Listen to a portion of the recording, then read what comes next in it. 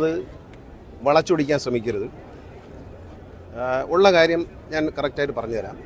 KSRTC ഓടിച്ചുകൊണ്ടിരിക്കുന്ന smart city പദ്ധതിയുമായിട്ട് ബസ്സുകളുടെ എണ്ണം 113. മറ്റ് 50 ബസ്സുകൾ KSRTCയുടെ ഉടമസ്ഥയിലുള്ള ബസ്സുകൾ. അങ്ങനെ ഇത്രയും വണ്ടികളാണ് തിരുവനന്തപുരത്ത് ഓടിക്കൊണ്ടിരിക്കുന്നത്. ഇതിൽ KSRTC ഞാൻ പരിശോധിച്ചപ്പോൾ ഈ തിരുവനന്തപുരം കോർപ്പറേഷൻ്റെ വാങ്ങിത്തന്നു എന്ന് പറയാൻ പറ്റില്ല, കേന്ദ്ര ഗവൺമെൻറ് പദ്ധതി എന്ന് പറയാൻ പറ്റില്ല. കാരണം സ്മാർട്ട് സിറ്റി പദ്ധതിയുടെ സെൻട്രൽ ഷെയർ 500 കോടി രൂപയാണ്, സ്റ്റേറ്റ് ഷെയർ 500 കോടി രൂപയാണ്. ട്രിവാൻഡ്രം കോർപ്പറേഷൻ്റെ വകയായി 135.7 കോടി രൂപയാണ് ചെലവഴിച്ചിരിക്കുന്നത്. അപ്പോൾ ട്രിവാൻഡ്രം കോർപ്പറേഷൻ്റെ പണം എന്ന് പറയുന്നതും സ്റ്റേറ്റ് ഷെയർ എന്ന് പറയുന്നതും സംസ്ഥാന ഖജനാവിൽ നിന്ന് പോകുന്നതാണ്. കേന്ദ്രം നൽകിയിട്ടുള്ളത് 500 കോടി. അപ്പോൾ ആ പദ്ധതിയുടെ 50% തുക, ഏതാണ്ട് 60% തുകയും സംസ്ഥാന സർക്കാരിൻ്റെതാണ്. കോർപ്പറേഷൻ്റെ എന്ന് പറയുമ്പോൾ സംസ്ഥാന സർക്കാരിൻ്റെതാണ്. കോർപ്പറേഷൻ്റെ തനത് ഫണ്ടാകാം, അല്ലെങ്കിൽ പ്ലാൻ ഫണ്ടാകാം, അത് സംസ്ഥാന ഖജനാവിൽ നിന്ന് വരുന്നതാണ്. ഈ പദ്ധതിയുടെ ഭാഗമായി നടത്തിയ അനേകം വികസനങ്ങളുടെ ഭാഗമായി വാങ്ങിയതാണ് ഈ 113 വാഹനങ്ങൾ വാങ്ങുന്ന അതിനകത്ത് നിന്നാണ് വാങ്ങിയത്. 50 വാഹനങ്ങൾ KSRTCയിലുള്ളതിനകത്ത് ഇവർക്ക് യാതൊരു കാര്യവുമില്ല, കോർപ്പറേഷൻ ഒരു കാര്യവുമില്ല. ഈ 113 അതിൽ ഒരു ട്രൈ പാർട്ടി എഗ്രിമെൻറ്റാണ്. ഈ എഗ്രിമെൻറ്റിൽ corporation, government, smart city corporation and Swift, ഈ 3 കമ്പനികൾ തമ്മിലാണ് എഗ്രിമെൻ്റ് ഉള്ളത്.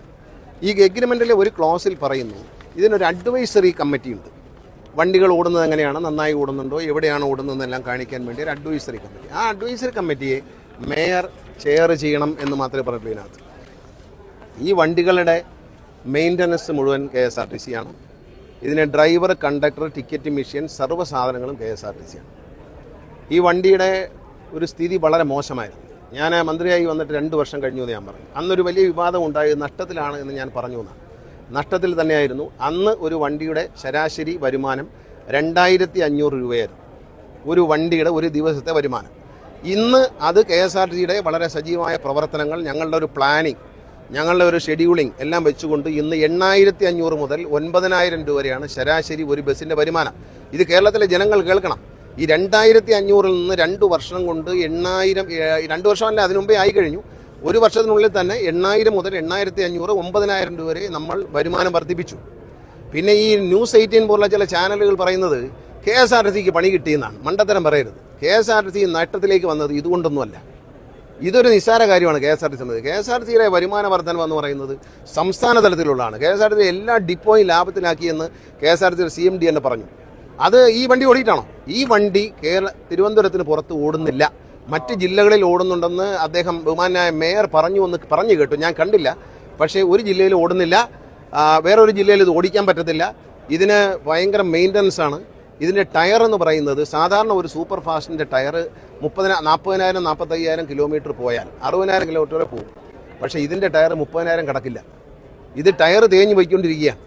ഇതിന് പ്രത്യേകിച്ച് മെയിൻ്റനൻസ് വലിയ പാടാണ്. ഞാൻ വന്ന സമയത്ത് ഞങ്ങളിത് പരിശോധിക്കുമ്പോൾ ഏതാണ്ട് 50% ഇത് ചാർജിങ്ങിൽ ഓടാൻ പറ്റുന്നുണ്ടായിരുന്നുള്ളൂ. ഇന്ന് ഏതാണ്ട് 70-75% ഓടുന്നുണ്ട്. കമ്പനിക്കാരെ വിളിച്ച് വരുത്തി വഴക്കുണ്ടാക്കി അത് ഒരുവിധം കറക്റ്റ് ചെയ്തു. കാരണം ബാറ്ററി ഇനി അടുത്ത കെട്ടണം, അടുത്ത വർഷമൊക്കെ ആകുമ്പോഴത്തേന് ബാറ്ററി തീരും. ബാറ്ററി പോയി 5-ാം വർഷം ബാറ്ററി പോയാൽ 28 ലക്ഷം രൂപ വേണം ഇതിൻ്റെ ഒരു വണ്ടിയുടെ ബാറ്ററി വാങ്ങാൻ. ഒരു കാര്യം നിങ്ങൾ മനസ്സിലാക്കൂ, ഇത് വലിയൊരു സംഭവമായിട്ടൊന്നും പറയരുത്. ഇത് കൈനഷ്ടം തന്നെയാണ്. കാരണം 28 ലക്ഷം രൂപ കൊടുത്താൽ ഒരു മിനി ബസ് കിട്ടും, ഡീസൽ മിനി ബസ് കിട്ടും. അപ്പോൾ നമ്മൾ വാങ്ങിയല്ലോ, ഐഷറിൻ്റെ വണ്ടി വാങ്ങി, നിങ്ങൾ കണ്ടതാണ്. ആ വണ്ടിയുടെ ശരാശരി കിലോമീറ്റർ വരുമാനം എന്ന് പറയുന്നത് 52 രൂപ വരെ വരുന്നുണ്ട്. കോടി വരെയാണ് ഇപ്പോൾ പുതുതായിട്ട് വരുന്നുണ്ട്. അതിൻ്റെ വില എന്ന് പറയുന്നത് 28 ലക്ഷം. ഇതിൻ്റെ വില 1 കോടി രൂപയാണ്. ഒരു വണ്ടിക്ക് 1 കോടി രൂപ. 5-ാം വർഷം ഈ വണ്ടിക്ക് 25 ലക്ഷം രൂപ, 28 ലക്ഷം രൂപയ്ക്ക് ബാറ്ററി വാങ്ങണം. ഇതെല്ലാം വളരെ വ്യക്തമായി കാണാം. സാങ്കേതികമായി അറിയാവുന്നവർക്ക് ഇത് മനസ്സിലാവും. ജനങ്ങൾ മനസ്സിലാകാത്ത ഭാഷയിൽ ഞാൻ സ്നേഹത്തോടെ പറയുകയാണ്. 28 ലക്ഷം രൂപയ്ക്ക് വാങ്ങിച്ച വണ്ടിക്ക് കിട്ടുന്ന ഒരു ഇതിൽ ഇപ്പം 8000 രൂപ ശരാശരി കിട്ടുമെന്ന് പറയുമ്പോൾ 42 രൂപ ഒരു കിലോമീറ്ററിന് ഏണിങ്സ് പെർ കിലോമീറ്റർ, ഒരു കിലോമീറ്റർ ഓടുമ്പോൾ കിട്ടുന്നുണ്ട്. നേരത്തെ കിട്ടിയിരുന്നത് 27 രൂപ, 26 രൂപയായിരുന്നു. ഇപ്പോഴത് 42 വരെ നമ്മൾ എത്തിച്ചിട്ടുണ്ട്. പക്ഷേ ഇതിൻ്റെ ഈ വലിപ്പം തന്നെയുള്ള ഡീസൽ മിനി ബസ് വാങ്ങിയ വണ്ടികൾക്ക് 50-ന് മേളിൽ EPK കിട്ടുന്നുണ്ട്, ഗ്രാമപ്രദേശങ്ങളിലൊക്കെ ഓടുന്ന വണ്ടികൾ. പിന്നെ നെടുമങ്ങാട് താമസിക്കുന്നവരെയും പോത്തൻകോട് താമസിക്കുന്നവരെയും ആറ്റിങ്ങൽ താമസിക്കുന്നവരെയും നെയ്യാറ്റിൻകര താമസിക്കുന്നവരെയും തിരുവനന്തപുരത്തേക്ക് കൊണ്ടുവരാൻ പറ്റില്ല, വണ്ടി കയറ്റൂല എന്ന് പറയാൻ കേരള സർക്കാരിന് കഴിയില്ല, ഞങ്ങളുടെ സർക്കാരിന് കഴിയില്ല, അത് ഞങ്ങൾ പറയില്ല. അതുകൊണ്ട് എനിക്ക് വളരെ ക്ലിയർ ആയിട്ട് പറയാം. മേയർ അദ്ദേഹം എന്നോട് സംസാരിക്കുകയോ ഞങ്ങൾ കത്ത് തരികയും ചെയ്തിട്ടില്ല. വളരെ ഫ്രീ ഹാൻഡായിട്ട് പറയുന്നു. അദ്ദേഹത്തിന് ഉറപ്പ് നൽകുകയാണ്, അദ്ദേഹം ഇത് ഞങ്ങൾക്ക് വേണമെന്ന് എഴുതി തന്നാൽ 24 മണിക്കൂറിനുള്ളിൽ ഈ 113 വണ്ടികളും കോർപ്പറേഷൻ തിരിച്ചു കൊടുത്തേക്കാം. കോർപ്പറേഷൻ അത് കൊണ്ടുപോയി അവർക്ക് ഇഷ്ടമുള്ള സ്ഥലത്തിടാം. ഞങ്ങളുടെ ഡിപ്പോയിൽ നിന്ന് ഇടാൻ ഒക്കത്തില്ല. ഞങ്ങൾ പകരം 150 വണ്ടികൾ പുറത്തുനിന്ന് കൊണ്ടുവരും. വേറെ ഒന്നുമല്ല, ഈ ഗ്രാമപ്രദേശം പോത്തങ്കോട് എന്നുള്ളവർക്ക് കോർപ്പറേഷൻ എന്ന് പറയുന്ന ഒരു ഉദാഹരണം പറയാം. കോർപ്പറേഷൻ വന്ന് നിൽക്കുന്നത് കടക്കൂട്ടത്താണ്. കണിയാപുരത്താണ് ബസ് സ്റ്റോപ്പ് നമുക്ക് സ്റ്റേഷനുള്ളത്. കണിയാപുരത്ത് നല്ല ഓപ്പറേറ്റ് ചെയ്യാൻ പറ്റും. ഈ കോർപ്പറേഷൻ അതിർത്തി കിടക്കുന്ന പോത്തങ്കോട് ഭാഗത്തേക്കുള്ള പല പ്രദേശങ്ങളുണ്ട്. ശ്രീകാര്യം ആ ഭാഗത്ത് ഇങ്ങനെ വന്നു കഴിഞ്ഞാൽ പോത്തങ്കോടിൻ്റെ ഭാഗമായി ബന്ധപ്പെട്ട് അവിടെ നിന്നുള്ളവർക്ക് യാത്രയുണ്ട് നഗരത്തിലേക്ക്. നെയ്യാറ്റിൻകരയുള്ളവരെ കൊണ്ടുവന്നിട്ട് കരമനയിൽ ഇറക്കി പിന്നെ പാപ്പനംകോട് ഇറക്കി വിട്ടിട്ട് വേറെ വണ്ടി കയറാൻ പറയാൻ പറ്റത്തില്ല. KSRTC സംബന്ധിച്ച് നെയ്യാറ്റിൻകരയിൽ നിന്ന് യാത്രക്കാർ കയറിയിട്ടുണ്ടെങ്കിൽ കൊണ്ടുവരും. പിന്നെ നെയ്യാറ്റിൻകരയ്ക്കും ആറ്റിങ്ങിനൊക്കെ ഓടുന്ന പല വണ്ടികളും ഞങ്ങളുടെ വണ്ടിയാണ്. ഞങ്ങൾക്ക് 50 വണ്ടിയുണ്ട്, ബാറ്ററി വണ്ടി. അതാണ് ഓടുന്നത്. ലോൺ എടുത്ത് ഞങ്ങൾ വാങ്ങിച്ച വണ്ടിയാണ് കിഫ്ബിയിൽ നിന്ന്. ആ വണ്ടികൾ ഓടുന്നുണ്ട്. ആ വണ്ടി ഓടിക്കും. അതിനാരുടെ അനുവാദം ആവശ്യമില്ല. പിന്നെ ഈ ഞാൻ പരിശോധിച്ചപ്പോൾ ഈ 113 കിലോമീറ്റർ വണ്ടികളിൽ 3-4 കിലോമീറ്ററാണ് ചില വണ്ടികൾ ഔട്ടറിലേക്ക് പോകുന്നത്. ഈ എഗ്രിമെൻറ്റ് പ്രകാരം ഇതിൻ്റെ GPS പൊസിഷൻ പരിശോധിക്കാനുള്ള ചുമതല ഏൽപ്പിച്ചിരിക്കുന്നത് സ്മാർട്ട് സിറ്റി CEOയ്ക്കാണ്. അവർക്ക് അപ്പോഴപ്പോൾ കിട്ടിക്കൊണ്ടിരിക്കില്ലേ, കണ്ടോളൂ. ആവശ്യമില്ലാത്ത കാര്യങ്ങൾ പറയണ്ട. ഇങ്ങനെയുള്ള കാര്യങ്ങൾ പറഞ്ഞ് രാഷ്ട്രീയം അതല്ല. ഞാനൊരു കാര്യം പറയുന്നു, കേരളത്തിലെ ജനങ്ങളെ, തിരുവനന്തപുരത്തെ ജനങ്ങളെ ബുദ്ധിമുട്ടിക്കില്ല. എപ്പോഴാണോ കോർപ്പറേഷന് ഈ സാധനം ഞങ്ങൾ എടുക്കാം എന്ന് പറഞ്ഞൊരു കത്ത് CMDക്ക് കൊടുത്താൽ മതി. 24 അവേഴ്സിനുള്ളിൽ അവർ പറയുന്ന സ്ഥലത്ത് ഈ വണ്ടി ഇട്ട് കൊടുക്കും. പകരം 113 വണ്ടിക്ക് പകരം 150 വണ്ടി, അതിലധികം വണ്ടി ഞാൻ സർക്കാരിൻ്റെ ഭാഗത്ത് നിന്ന് ഞങ്ങൾ ഈ കേരളത്തിലെ തിരുവനന്തപുരത്തെ ജനങ്ങൾക്കും യാത്രക്കാർക്കും ഉറപ്പ് നൽകുന്നു. പറഞ്ഞാൽ 24 മണിക്കൂർ പറഞ്ഞാൽ 20 മണിക്കൂറിൽ ഈ 150 വണ്ടിയും സിറ്റിയിലുണ്ടായിരിക്കും, ഓടിയിരിക്കും. അത് സിറ്റിക്ക് പുറത്തുനിന്ന് ഓടിക്കും, നെടുമങ്ങാടുന്ന് ഓടിക്കും.